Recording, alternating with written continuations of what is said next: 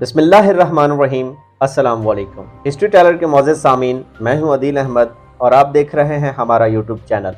معزز سامعین، آج کی ویڈیو میں ہم سلطنت عثمانیہ کے دوسرے سلطان اورحان خان کے بارے میں بات کریں گے۔ اورحان خان نے کیسے اپنے باپ عثمان غازی کی آخری خواہش کو پورا کرتے ہوئے یونانیوں کے سب سے پرانے شہر برسا کو فتح کیا، اس عظیم مارکے کے بارے میں بات کریں گے۔ لیکن ویڈیو شروع کرنے سے پہلے چینل پر نئے آنے والے دوستوں سے گزارش ہے کہ ہمارے چینل کو سبسکرائب کر دیں، ویڈیو کو لائک اور شیئر کریں، بیل آئیکن ضرور دبا دیں تاکہ آنے والی ہر نئی ویڈیو کا نوٹیفیکیشن آپ کو مل سکے۔ معزز سامعین، سورج دور مغرب میں اپنی روشنی کی ردا کو سمیٹتا ہوا کب کا غروب ہو چکا تھا۔ عثمانی ترکوں نے ایشیا میں یونانیوں کے سب سے اہم شہر برسا کا محاصرہ کر رکھا تھا۔ یہ وہ دور تھا کہ عثمانی ترکوں کا پہلا سلطان عثمان بستر مرگ پر پڑا ہوا تھا، اور اس کی سب سے بڑی خواہش یہ تھی کہ اپنی زندگی میں وہ یونانیوں کے شہر برسا کو فتح کرتے ہوئے دیکھ سکے۔ اس کی دوسری بڑی خواہش یہ تھی کہ مرنے کے بعد اسے برسا شہر میں دفن کیا جائے۔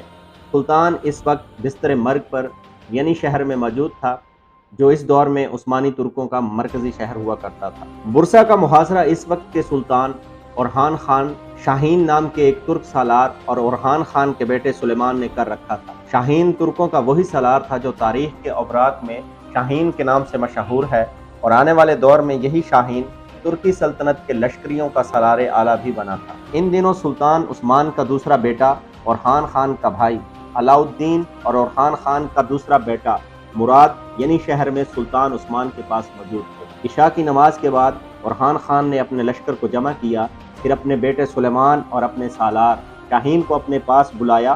ان دونوں کو مخاطب کرتے ہوئے کہنے لگے، تم لوگ جانتے ہو میرا باپ عثمان یعنی شہر میں بستر مرگ پر پڑا ہوا ہے، وہ کسی بھی وقت دم توڑ سکتا ہے، اور اس کی زندگی کی سب سے بڑی خواہش یہ ہے کہ وہ اپنی زندگی میں برسا کو فتح ہوتے ہوئے دیکھ سکے۔ اپنے باپ کی اس خواہش کی تکمیل کے لیے میں آج برسا شہر پر آخری اور فیصلہ کن ضرب لگانا چاہتا ہوں۔ مجھے امید ہے تم دونوں بھی اس سلسلے میں میرا ساتھ دو گے۔ آج رات برسا شہر کو فتح کرنے کے بعد میں چاہتا ہوں کہ لشکر کا ایک حصہ یہاں چھوڑوں اور کچھ دستے لے کر وقت ضائع کیے بغیر یعنی شہر کا رخ کروں، اور وہاں خود اپنے باپ کی خدمت میں حاضر ہو کر اسے برسا شہر کی فتح کی خوشخبری دوں۔ یہاں تک کہنے کے بعد اورحان خان رکا، پھر وہ خصوصیت سے اپنے سالار شاہین کی طرف دیکھتے ہوئے کہنے لگا، شاہین، تم بے شک ابھی نو عمر ہو، اس کے باوجود میں تمہارے اور اپنے بیٹے کے مشورے کو بڑی اہمیت دوں گا۔ کیا اس سلسلے میں تم دونوں مجھ سے اتفاق کرتے ہو؟ اورحان خان جب خاموش ہوا تب شاہین نے اس کے بیٹے سلیمان کی طرف عجیب انداز میں دیکھا۔ وہ دونوں ہی ابھی نو آموز اور نو عمر تھے، اس کے باوجود دونوں نے نگاہوں میں کوئی فیصلہ کیا۔ پھر شاہین اپنے اور سلیمان دونوں کے دل کی ترجمانی کرتے ہوئے کہہ رہا تھا، امیر اورحان خان، آپ کس قسم کی گفتگو کر رہے ہیں؟ آپ جانتے ہیں کہ ہم ترک اپنے امیر کا انتباہ نہ کرنا گناہ خیال کرتے ہیں۔ آپ نے جو فیصلہ کیا ہے میرے خداوند کو منظور ہوا تو آج رات اسے آخری شکل دے دی جائے گی۔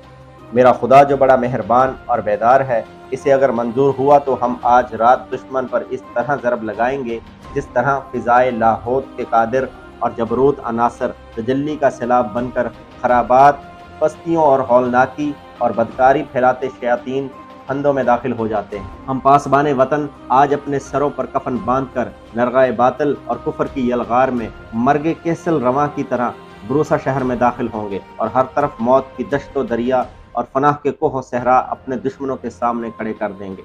جب تک شاہین بولتا رہا اورحان خان بڑی دلچسپی سے اس کی طرف دیکھتا رہا۔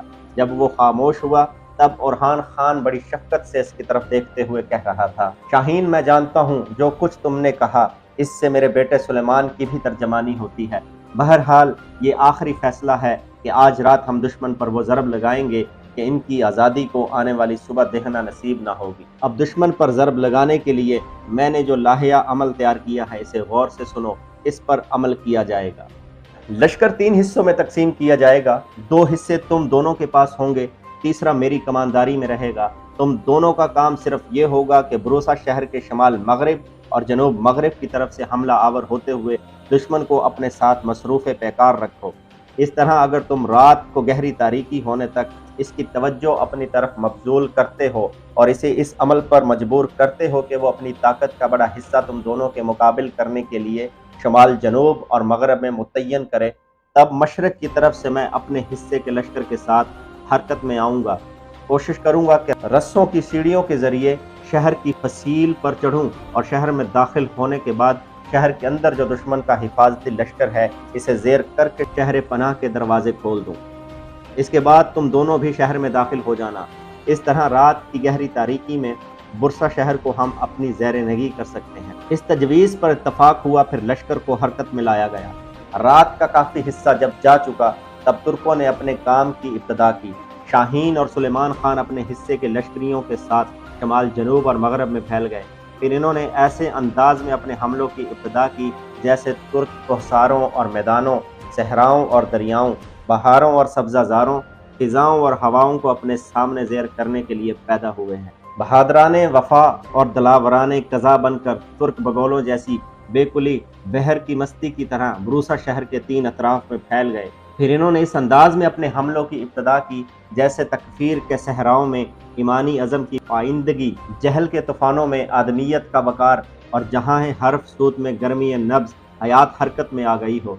तीन अतराफ से बुरसा शहर पर हमलावर होते हुए शहर के मुहाफ़िज़ लश्कर के एक बड़े हिस्से को शाहीन और सुलेमान ने अपने साथ मसरूफ़ जंग कर लिया था। ये सूरत हाल देखते हुए तुर्कों के रूह व जिस्म का करार और सितारा साज ओरहान खान अमीर बज़म व बहर की तरह हरकत में आया। अपने हिस्से के लश्कर को इसने आगे बढ़ाया। देखते ही देखते रस्सों की सीढ़ियों के जरिए वो फसील पर चढ़ने में कामयाब हो गया। मशरक की तरफ यूनानियों का जो लश्कर फसील की हिफाजत पर मामूर था, ओरहान खान अपने हिस्से का लश्कर के साथ इस पर भड़कती आग के गज़ब अज़ाब, रस्तों में बिजलियों के साइबानों और दरिया रेग व संग की बेबाकी में कारवाने इनकलाब किसी आफाकियत के साथ हमलावर हो गया था। ओरहान खान ने अपने सामने आने वाली यूनानियों को बड़ी तेजी से रेत की अलवाह पर लिखी बिखरती तहरीरों और वक्त की भटक नोहागर साअतों की तरह काटा और इनका खात्मा करना शुरू कर दिया। बुरसा शहर में कुस्तुनतुनिया के बादशाह एंड्रोनिक्स के मुहाफिज लश्कर के सालारों को जब खबर हुई कि मशरक की तरफ से मुसलमानों का एक और लश्कर हमरावर होते हुए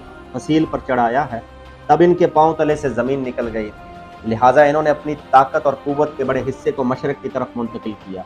ये इनकी दूसरी बड़ी हमाकत थी जिससे शाहीन और सुलेमान ने फ़ायदा उठाया और वो भी अपने लश्कर के साथ फसीलों पर चढ़ने में कामयाब हो गए। अब सूरत हाल कतई तौर पर यूनानियों के खिलाफ थी। हर तरफ से फसील के ऊपर यूनानी मुसल्लह जवानों का कत्लेआम शुरू हो गया था। यहाँ तक कि ओरहान खान, सुलेमान और शाहीन तीनों अपने लश्कर के साथ यूनानी लश्कर का खात्मा करते हुए फसील से नीचे उतरे और शहर पनाह के दरवाजे खोल दिए। शहर के अंदर जिस कदर यूनानी मज़ाहमत करने वाले थे, इनका खात्मा सुबह का सूरज तुलू होने से पहले ही कर दिया गया था। सूरज जब मशरक से तुलू हुआ तब बुरसा में इसने यूनानियों के बजाय तुर्कों का तसल्लुत देखा। बुरसा शहर की फतह के बाद ओरहान खान ने वक्त ज़ाया नहीं किया। चंद मुहाफिज दस्ते इसने अपने साथ लिए। शाहीन और अपने बेटे सुलेमान को इसने बाकी लश्कर के साथ बुरसा ही में रखा। फिर बड़ी बर्क रफ्तारी से इसने इस दौर में तुर्कों के मरकजी शहर यानी का रुख किया था। जिस वक्त ओरहान खान यानी शहर में दाखिल हुआ, इस वक्त इसका बाप सुल्तान उस्मान निज़ाह की हालत में था। दोनों बाप बेटा मिले। ओरहान खान ने अपने बाप को बुरसा की फतह की खुशखबरी दी, जिसे सुनकर उस्मान के चेहरे पर इंतहा दर्जे का इत्मीनान और एक अनोखा तबस्सुम नमूदार हुआ।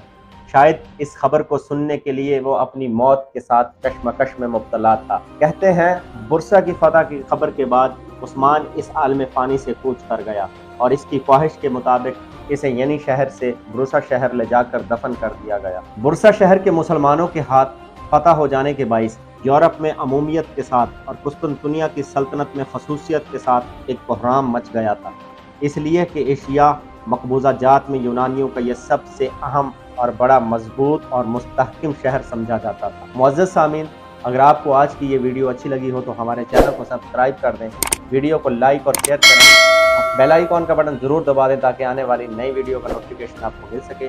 मिलते हैं अपनी नई वीडियो के साथ। अल्लाह हाफिज़।